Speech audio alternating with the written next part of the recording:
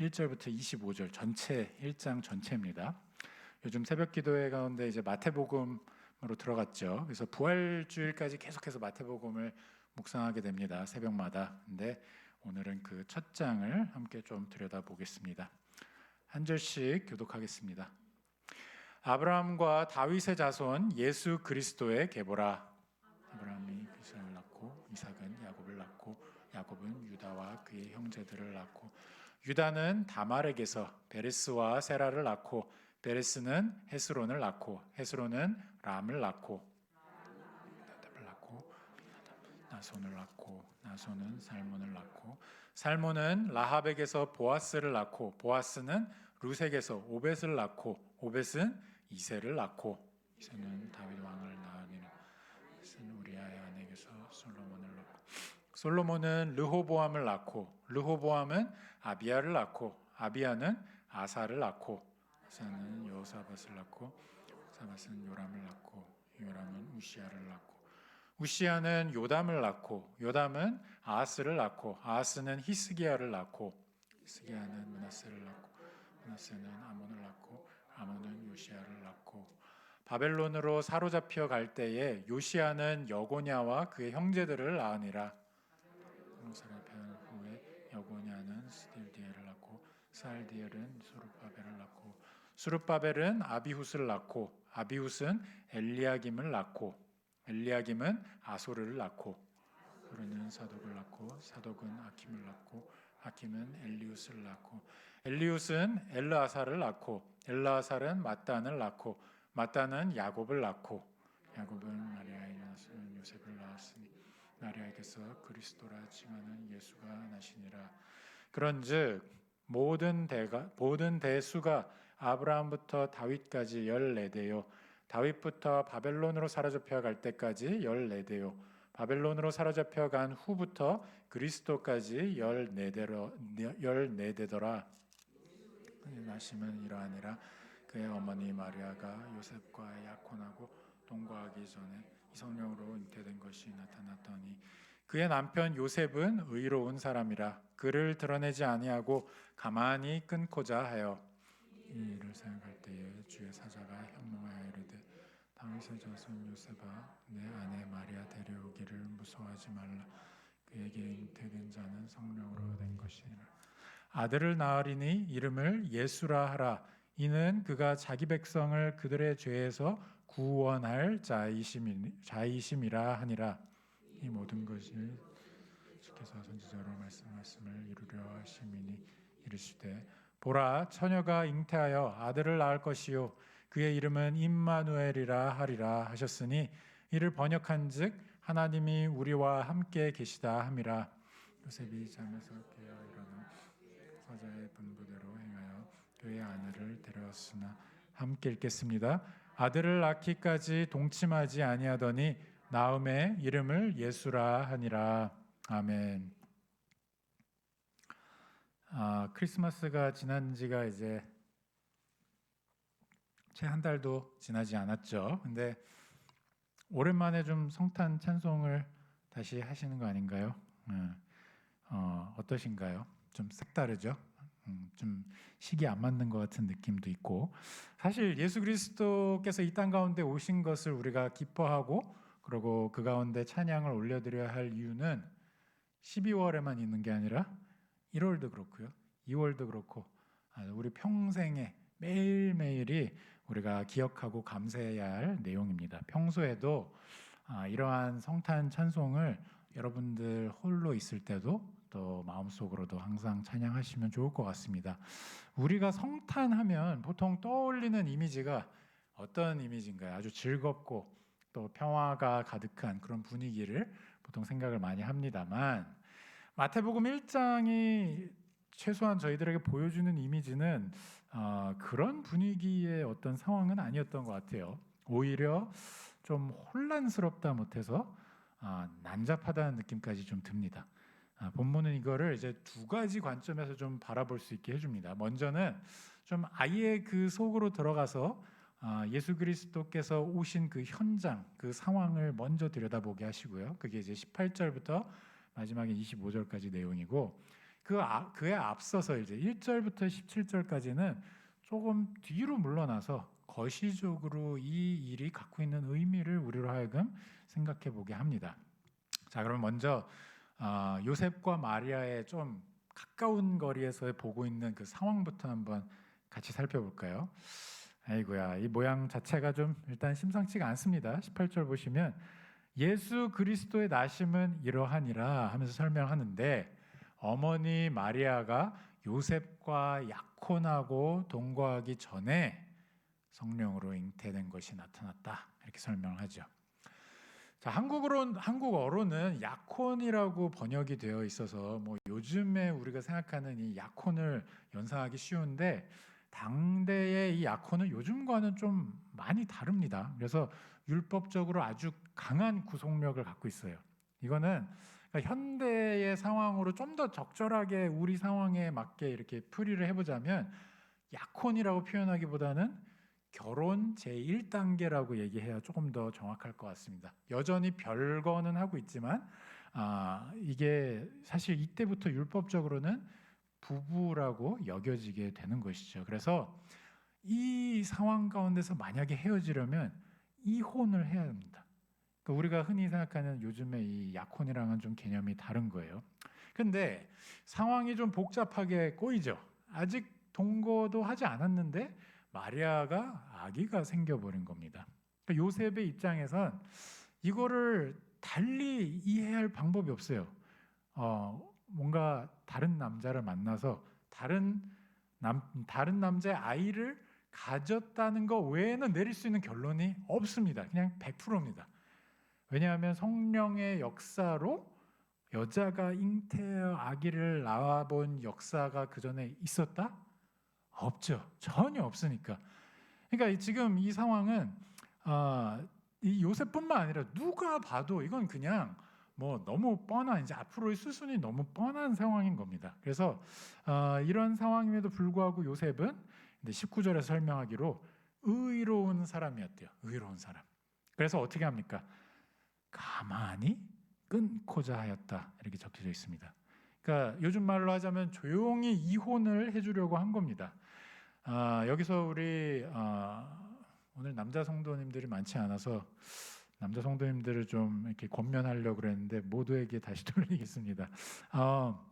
여기서 우리가 좀 생각해봐야 할 것은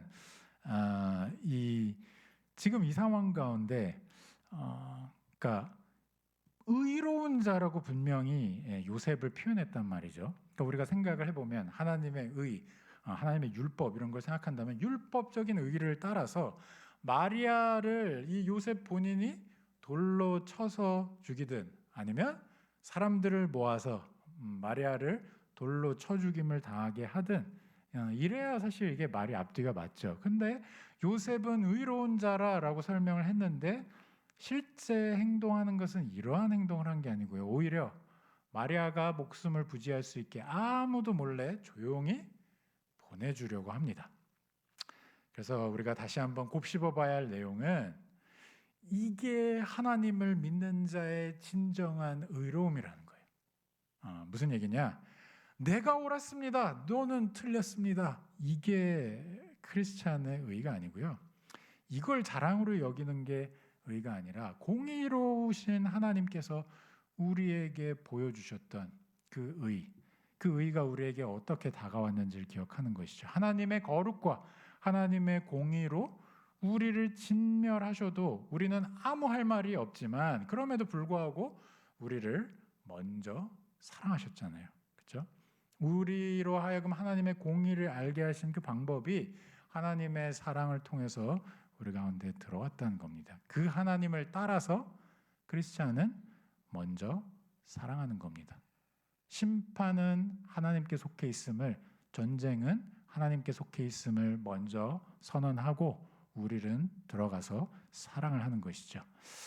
사실은 이 말씀을 묵상하면서 저 개인적으로도 좀 회개할 것들이 많이 떠올랐습니다.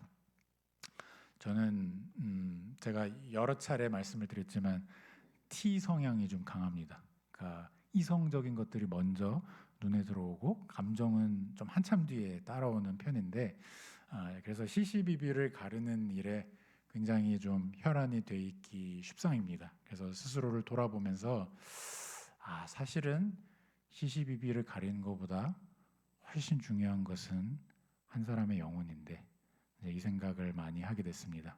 크리스찬으로서 살면서 분명히 하나님의 거룩과 하나님의 의를 분별해야 하는 것은 맞습니다. 그냥 뭐 적당히 얼버무려도 된다, 뭐 의든 불의든 어떠냐, 이런 게 아닙니다. 그런 건 아닌데, 왜냐하면 하나님은 거룩하시니까. 내가 거룩하니 너희도 거룩하라라 말씀하신 하나님의 그 의를 우리는 분명히 분별을 해야 하죠. 하지만 그 의가 영혼을 살리는 의가 되고 있는지 아니면 죽이는 쪽으로 가고 있는지 우리는 깨어서 늘 스스로를 돌아볼 수 있어야 할 것입니다.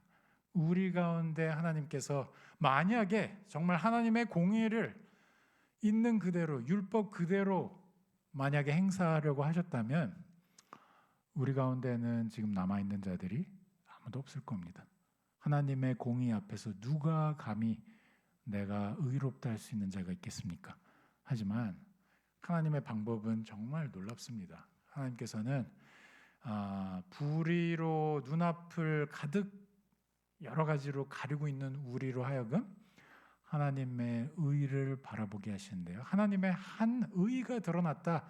로마서에서는 그렇게 말을 하고 있죠. 그런데 그 의가 드러난 방법이 예수 그리스도께서 우리 가운데 오심으로 우리에게 하나님의 사랑을, 스스로의 목숨까지 내려놓는 그 사랑을 보여주심으로 하나님의 공의를 깨닫게 하셨습니다. 요셉이 그렇게 하나님 앞에서 이 의를 행하고자 했던 것입니다. 요셉이 그렇게 이제 마음을 먹고 이제 이혼을 해주려고 하는데 20절을 보시면 주의 사자가 꿈에 나타나죠. 그리고는 만류를 합니다. 약간 이 아브라함이 아들 이삭을 번제로 하나님께 드리려다가 그것을 막는 그런 장면과 약간 오버랩이 됩니다. 근데 그 상황 가운데서 주의 사자가 꿈에 나타나죠. 다윗의 자손 요셉아, 내 아내 마리아 데려오기를 무서워하지 말라. 그에게 잉태된 자는 성령으로 된 것이라. 한번 요셉의 입장에서 생각을 한번 해볼까요? 이 말을 듣기 전까지, 이 천사가 그 얘기를 해주기 전까지 요셉이 어떤 생각들을 했을까요? 요셉의 마음은 어땠을까요? 아마 정말 핑크빛 꿈을 꾸면서 결혼을 생각하면서 사랑하는 마리아와 함께할 나날들을 생각하면서 그렇게 지내다가 정말 마른 하늘의 날벼락 같은 그런 상황 아니겠습니까? 자기 인생 중에서 바닥 중에 가장 바닥을 쳤다고 생각했을 것 같습니다. 사랑하고 믿었던 마리아가 나를 배신하고 다른 남자의 아이를 갖다니, 아마 마음속에는 여기 뭐 설명은 안 돼 있지만 실망과 원망과 또 분노와 이런 것들이 복잡하게 아주 뒤섞여서 정말 마음속은 말 그대로 대혼란이었을 겁니다. 이제 막 결혼 1단계에 접어든 새 신랑에게는 너무나 가혹한 그런 상황인 것이죠. 이 상황 속에서 태어난 아기가 바로 예수 그리스도인 겁니다. 그것도 아기의 이름을 보십시오. 임마누엘, 하나님이 우리와 함께 계시다잖아요. 하나님이 우리와 함께 계시다. 사랑하는 성도 여러분, 우리 예수님께서는요, 저와 여러분의 아주 어수선하고 아주 혼란스러운 삶, 죄로 칠흑같이 어둡고 어디로 가야 할지 갈팡질팡 알지 못하는 그런 죄악 가운데 삶, 그 한가운데로 들어오셨습니다. 그래서 요한복음 1장을 보시면 빛이 어둠에 비치되 어둠이 깨닫지 못하더라, 이렇게 설명합니다. 자, 여기 깨닫지라고 풀이된 말은 사실은 정복하다 이런 의미도 갖고 있습니다. 그래서 이걸 다시 한번 읽어보면 빛이 어둠에 비치되 어둠이 정복되지 못하더라, 이렇게 이야기합니다. 그러니까 다시 말해서 어둠이 가득해서 모든 것이 지금 어둠에 정복되는 그것을 뚫고, 그러니까 당연히 어둠에 다 잠식이 되어 버려야 되는데 그걸 뚫고 빛이 비춰졌으니 그게 예수 그리스도인 겁니다. 유일하게 이 어둠을 밝힐 수 있는 그 빛, 그 빛이신 예수 그리스도께서 우리 삶 가운데 들어오신 겁니다. 그리고는 요한복음 1장 같은 1장의 14절을 보시면 말씀이 육신이 되어 우리 가운데 거하시매 우리가 그의 영광을 보니 아버지의 독생자의 영광이요 은혜와 진리가 충만하더라. 이렇게 이야기합니다. 그러니까 예수님께서 지금 나락으로 떨어지는 저와 여러분의 이 어두운 삶 가운데 뚫고 들어오셔서 채워주신 것은 이게 옳다, 저게 그르다, 너희는 글렀다 하는 이 정죄함이 아니고요, 은혜와 진리였습니다. 하나님께서 우리 가운데 채워주신 것은, 그리스도를 통해서 채워주신 것은 은혜와 진리입니다. 예수님께서 이 땅 가운데 오심은 이러한 의미가 있습니다. 우리를 정죄하려 함이 아니요, 우리를 심판하려 함이 아니요, 우리에게 은혜와 진리를 충만하게, 여기서 충만하게라 함은 하나님의 이 관점에서는 모든 것이 차고 넘치는 무한한 그런 하나님의 충만함을 이야기합니다. 그러한 은혜와 진리 가운데 우리를 두시는 그 시발점이 바로 그리스도께서 이 땅 가운데 오신 겁니다. 사랑하는 우리 성도 여러분, 예수님의 이 땅 가운데 오심은 아주 놀라운 사건입니다. 정말 충격적인 사건이고요. 우리의 삶의 철옹성 같은 그 무엇이든지 하나님께서 뚫고 우리 삶 가운데 깊이 관여하신다는 그 증거입니다. 그리스도께서 이 죄악으로 가득 덮인 세상을 뚫고 우리 삶 가운데 우리와 함께 하시기 위해서 왔다는 것은, 역으로 뒤집어서 생각해 보면 우리 안에 아무리 우리가 생각하기 이것만큼은 절대 뚫리지 않는 철옹성이라 생각하는 영역이 있다 할지라도 그것마저도 예수 그리스도의 은혜와 진리는 뚫고 들어온다는 겁니다. 사랑하는 우리 성도 여러분, 하나님의 은혜는 이렇게 놀랍습니다. 하나님의 구속사는 이토록 놀랍습니다. 우리를 완전히 무장해제시켜서 하나님의 것으로만 채워주시는 그 은혜 가운데 우리가 감사함으로 이 새해를 시작하는 이 시점에 정말 하나님의 은혜만 내가 오래 쫓겠습니다, 그리스도의 은혜만을 내가 사모하겠습니다, 그런 마음으로 나가시는 저와 여러분들이 되기를 간절히 기도합니다. 자, 오늘 이 본문에 우리가 읽은 이 족보, 이제 앞부분에 이 족보가 있죠. 여러분들이 이 족보를 한번 생각해 보시면, 혹시 우리 가문의 족보를 내가 읽어봤다 이런 분 혹시 있으세요? 네, 그래도 있으시군요. 네, 저도 뭐 자랑은 아니지만 저희 집안이 왕족 집안입니다. 그래서 족보가 꽤 두껍습니다. 그런데 이 족보를 이제 아버지가 이렇게 보여주셔서 저도 좀 이렇게 예전에 이제 제사를 지내던 시절에 그걸 이렇게 보여주시면서 이제 가족사를 좀 훑어주셨던 그런 기억이 아직도 있습니다. 근데 이 족보를 보게 되면 내가 얼마나 작은 자인가를 좀 깨닫게 되는 것 같아요. 뭐 사실 한자로 써 있으니까 뭐 저는 사실 한자도 잘 못 읽고 이 앞에 무슨 어떤 분들이 있었는지 그냥 어렴풋하게만 알고, 뭐 그렇다고 요즘 페이스북이나 뭐 이런 SNS처럼 뭐 사진이라도 있으면 좀 재밌게라도 볼 텐데 뭐 그냥 이름밖에 없습니다.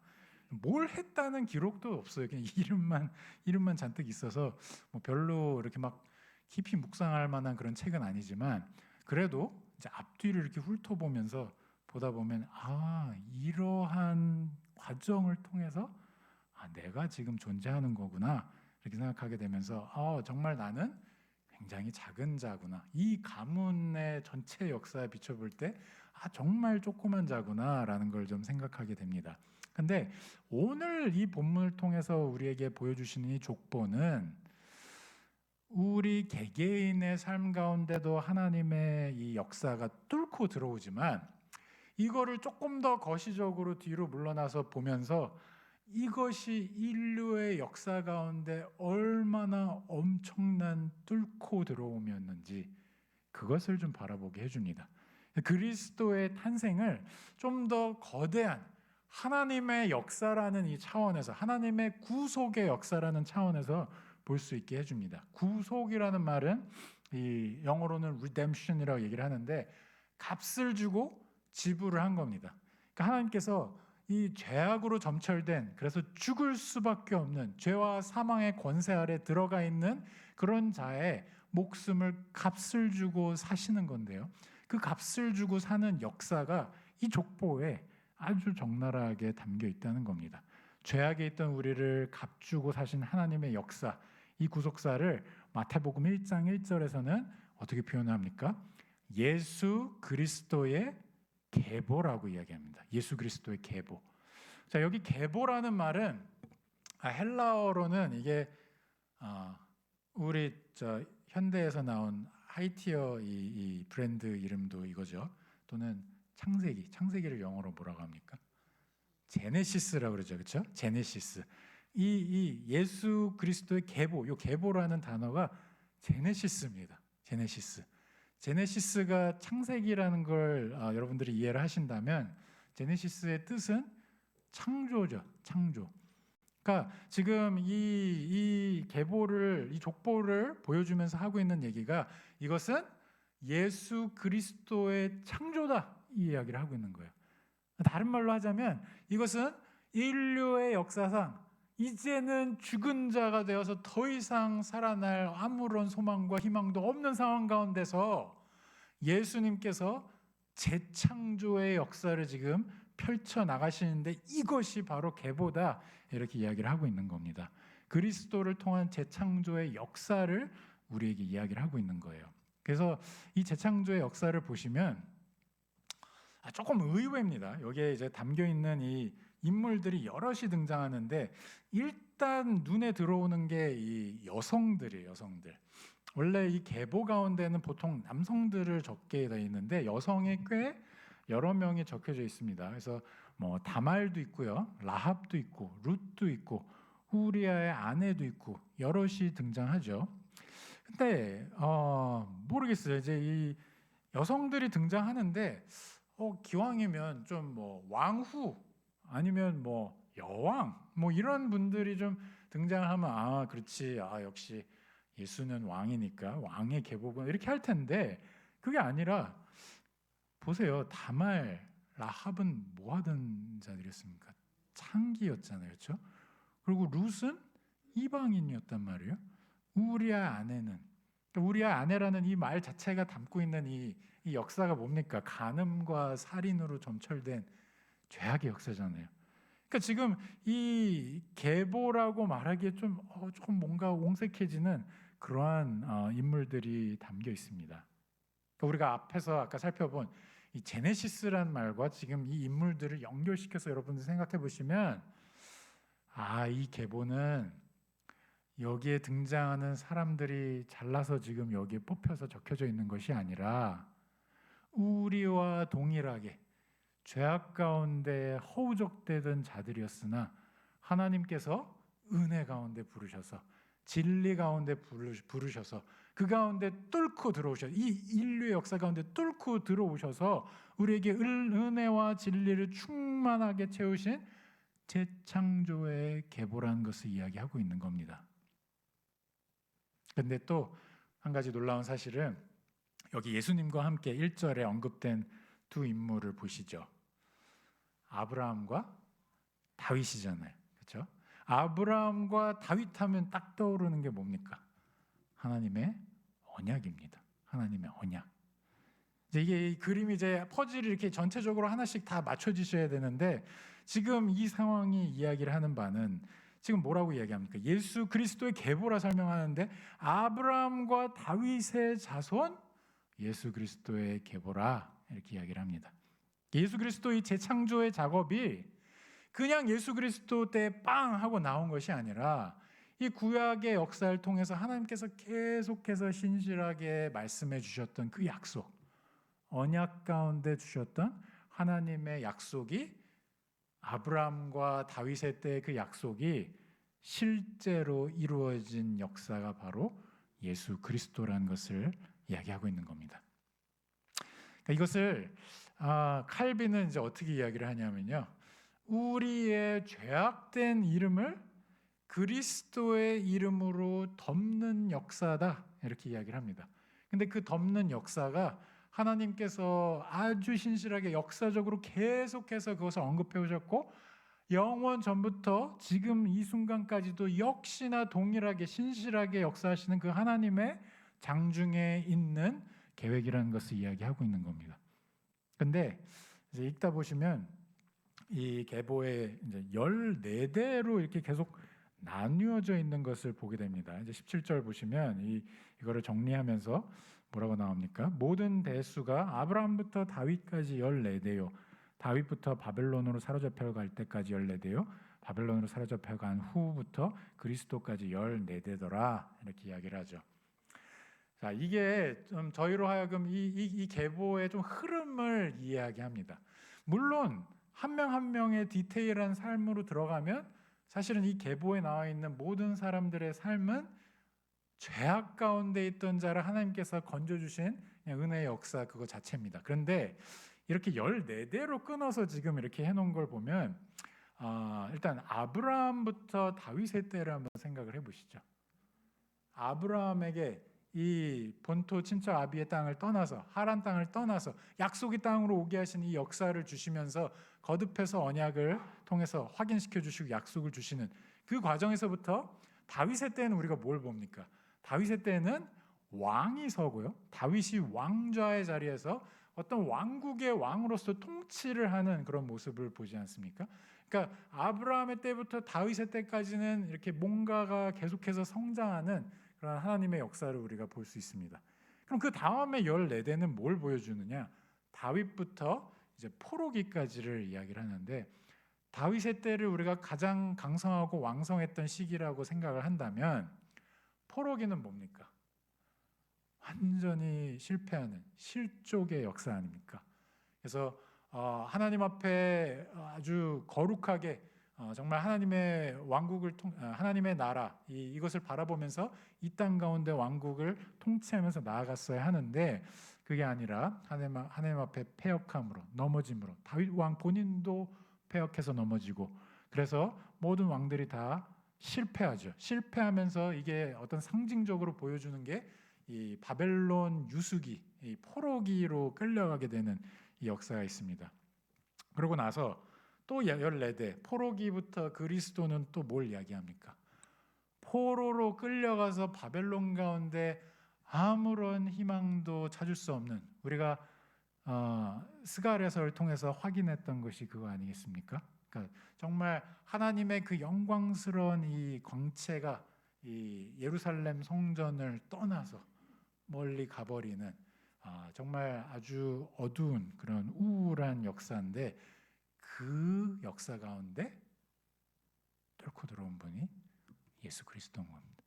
예수 그리스도께서 인류 역사의 가장 칠흑 같은 이 상황 가운데 오셔서 회복을 주신다는 그 메시지가 그 마지막 14대를 통해서 표현이 되어 있는 것이죠. 그래서 14대로 이렇게 끊어서 세 개의 14대를 보여주는 이유는 하나님께서 이 인류의 역사를 지금 이렇게 인도하고 계시구나 이 거시적인 그림을 우리로 하여금 보게 하는 겁니다. 사랑하는 성도 여러분,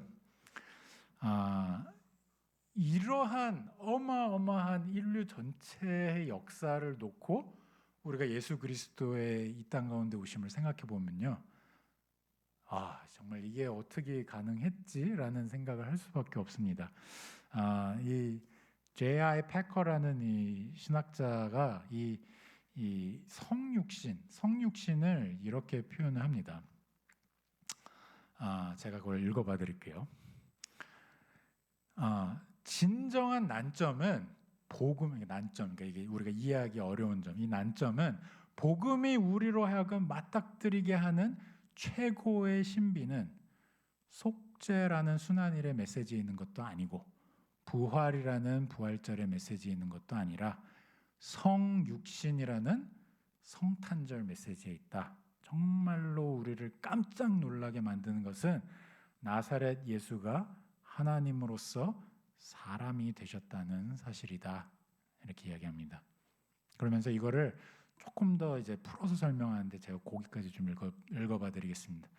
전능하신 분이 다른 모든 아이와 마찬가지로 먹을 것을 받아 먹어야 하고 기저귀를 차야 하고 말하는 법을 배워야 하는 어린 나이, 누워서 빤히 바라보며 꼼지락거리고 시끄러운 소리를 내는 것밖에 할 수 없는 무력한 어린 아이로 이 땅에 오셨다. 이것이 기독교의 진짜 걸림돌이다. 바로 이 점에서 유대인 회교도 일신론자들, 여호와의 증인 그리고 동정녀 탄생, 기적, 속죄, 부활을 이해하는데 어려움을 느낀 많은 사람이 실패를 했다. 복음서의 다른 난점들 역시 보통 성육신에 대한 그릇된 신앙 아니면 적어도 부적절한 믿음으로 인해 생겨난다. 하지만 일단 성육신을 실제로 이해하면 이 난점들은 사라진다. 이렇게 이야기를 합니다. 이게 이야기하고 있는 바가 뭡니까? 우리는 성육신, 예수님께서 육신을 입어 이 땅 가운데 오신 것이 그냥 아무렇지도 않게 막 생각을 하는데 사실은 그게 아니라 이 자체가 정말 이해하기 힘든 난점, 정말 난관에 우리가 부딪히게 되는 그 지점이 성육신이라는 겁니다.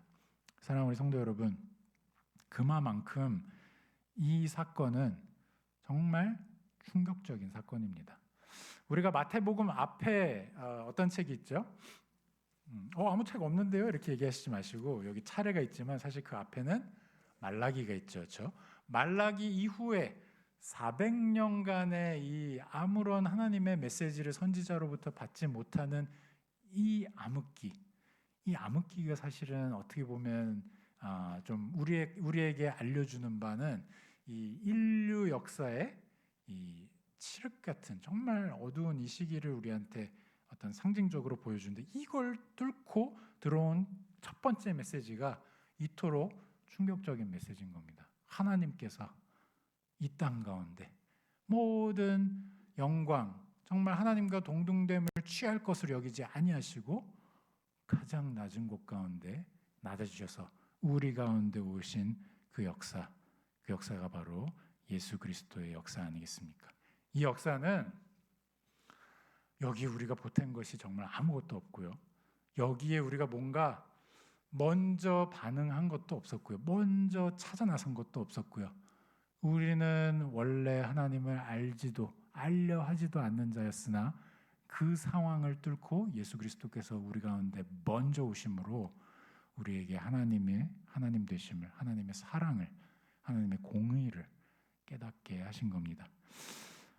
이 말씀을 이제 정리하면서 성경의 다른 부분이 이것을 아주 잘 설명하고 있는 부분이 있어요. 그래서 함께 읽어보면서 설교를 마무리하고자 합니다. 골로새서 말씀인데요. 우리가 보통은 빌립보서 2장을 많이 보통 읽죠. 이 성육신에 대해서 이야기할 때인데 골로새서 1장을 보시면 이것을 또 아주 잘 표현한 구절이 있습니다. 15절부터 20절 너무 중요한 말씀이니까 한 목소리로 읽으면 좋을 것 같습니다. 골로새서 1장 15절부터 20절 시작. 그는 보이지 아니하는 하나님의 형상이시요 모든 피조물보다 먼저 나신 이시니 만물이 그에게서 창조되되 하늘과 땅에서 보이는 것들과 보이지 않는 것들과 혹은 왕권들이나 주권들이나 통치자들이나 권세들이나 만물이 다 그로 말미암고 그를 위하여 창조되었고 또한 그가 먼저 만물이 그 안에 함께 섰느니라. 그는 몸인 교회의 머리시라. 그가 근본이시요 죽은 자들 가운데서 먼저 나신 이시니 이는 친히 만물의 으뜸이 되려 하심이요 아버지께서는 모든 충만으로 예수 안에 거하게 하시고 그의 십자가의 피로 화평을 이루사 만물 곧 땅에 있는 것들이나 하늘에 있는 것들이 그로 말미암아 자기와 화목하게 되기를 기뻐하심이라. 아멘. 저희가 방금 읽은 이 말씀처럼 하나님께서는 예수 그리스도를 우리 가운데 보내심은 우리로 하여금 하나님과의 관계, 정말 하나님의 그 모든 충만으로 우리를 채우심으로 우리 가운데 예수 그리스도께서 거함으로 우리 역시 하나님 안에 거할 수 있게 하셨고 그 가운데 만물보다 먼저 계시고 만물이 그 안에 함께 계셨던 이 예수 그리스도께서 우리를 대표해서 먼저 이 땅 가운데 정말 다시 태어나는 그 역사를 이루신 겁니다. 사랑하는 성도 여러분, 이 예수 그리스도의 이 놀라운 이 역사를 우리는 올 한 해 좀 다각도로 좀 깊이 좀 살펴볼 수 있는 그런 한 해로 삼았으면 좋겠습니다. 우리가 정말 예수 그리스도를 통해서 어떻게 하나님과 이렇게 가까이서 교제하며 하나님께 이렇게 나와서 예배하고 기도하는 존재가 되었는지 이 점을 우리가 좀 정말로 깊이 좀 생각을 해봤으면 좋겠습니다. 여러분도 혹시 손님 맞이 자주 하시나요? 잘 네, 고개를 절레절레 많이들 하시는데 손님 맞이를 할 때 보통 어떻습니까? 이렇게 잘 모르는 사람을 손님 맞이할 때 여러분들 어떻게 하세요? 지저분한 거 다 치워놓고 이렇게 막 집을 막 열심히 정리하지 않습니까? 네, 그래서 진짜 이미지 관리를 하기 위해서 이렇게 열심히 다 이렇게 해놓습니다. 근데 정말 가까운 사람, 보통 이제 가족이죠. 가족을 초대할 때 여러분들 어떻게 하세요? 그렇게 막 열심히 다 치워놓으세요? 아니죠. 그냥 있는 그대로 그냥 자연스럽게 와서 함께 좋은 시간 보내다가 그냥 가면 되는 것이죠. 그렇죠? 어떻게 보면 지금 우리 가운데 예수 그리스도께서 뚫고 들어온 이 성육신은 우리의 볼 것 못 볼 것 예수님께서 이미 다 보셨다는 얘기입니다. 우리 가운데 너무 깊숙이 들어오셔서 십자가 가운데 죽으실 때는 우리의 죄의 정수를 다 맛보신 거예요. 그것을 대신 짊어지면서 죽으시기까지 했기 때문에. 그 얘기는 역으로 뭐냐? 그 예수 그리스도의 구원의 은혜로 그리스도와 연합된 자들은 예수님께 더 이상 감출 게 없습니다. 나의 가장 부끄러운 부분까지도 아무도한테도 보여주고 싶지 않은 그런 나약한 부분까지도 예수님께는 다 보여드릴 수 있는 거예요. 그렇게 하나님 앞에 나올 수가 있는 거예요. 예수님 앞에서 우리가 무슨 격식을 차리고 그렇게 뭐가 있습니까?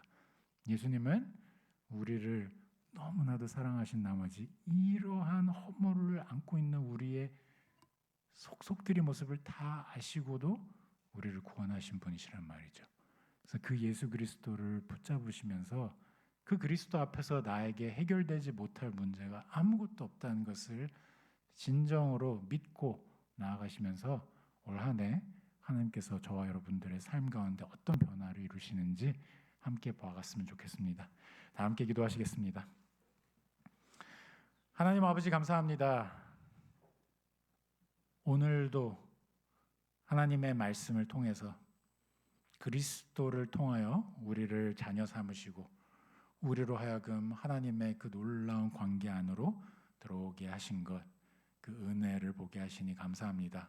주님, 참 우리는 주님 앞에 어떠한 설명으로도 나아갈 자격이 없는, 어떠한 포장을 해서도 치장을 해서도 주님 앞에 나아갈 자격이 없는 자들임을 고백합니다. 우리는 원래 죄로 죽었던 자들이요 의인이 아니라 불의한 자들이었으나 주님께서 우리를 친히 의인 삼아 주시고 주님 앞에 우리를 정죄받는 자들로 두신 것이 아니라 우리를 은혜와 진리로 채우사 하나님 앞에서 의인 삼아 주셨으니 우리가 주님 앞에 엎드려 이 한평생을 올려드립니다. 나의 삶에 주님을 빼면 어떠한 이야기도 말이 안 되고 주님이 없으면 그 어떤 그림도 나오지 않고 정말 주님만이 나의 전부 되시다는 것, 이 고백과 함께 새해 가운데 걸어 들어가길 원하오니 주님 우리의 삶 가운데 깊이 관여하여 주시고 우리가 두려워하고 있는, 우리가 감추고 싶은, 우리가 옆으로 밀어놓고 있는 그러한 모든 일들 하나님 앞에 다 들고 나와 그리스도와 함께 고민하게 하시고 그리스도의 은혜 가운데 이것들이 풀려나가는 것을 볼 수 있게 도와주시옵소서. 오로지 주님만이 이 놀라운 역사를 이루실 수 있음을 고백하며 한 해 가운데 믿음으로 걸어 들어가게 도와주시옵고, 서로가 그 믿음을 더 권고하고 또 같이 격려하면서 나갈 수 있게 주님 도와주시옵소서. 모든 말씀 살아계신 예수 그리스도의 이름으로 기도합니다. 아멘.